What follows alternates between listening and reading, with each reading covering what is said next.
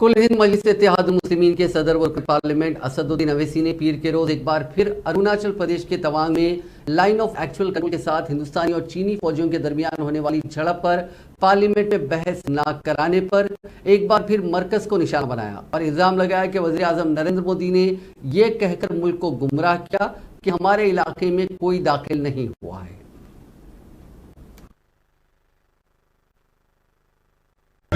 सारी दुनिया देख रही है, फॉरेन कंट्रीज के अखबार आपकी झूठ को सामने रख दे रहे हैं। कब तक आप half truths, misleading facts, amusing distractions कब तक चलते रहेंगे? और जब हम बोलते तो नहीं, आप लोग यकीन कैसा करेंगे आपका?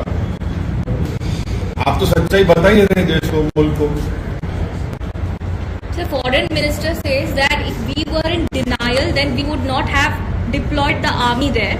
And the accusation against the opposition is that instead of focusing and letting them speak, you only want to create ruckus in the parliament and shy away from the you issues. see, the government should allow a discussion on the Chinese ingression in the Indian LAC. It is a fact that the Prime Minister of our country misled the nation when he said that no one has entered and no one will enter.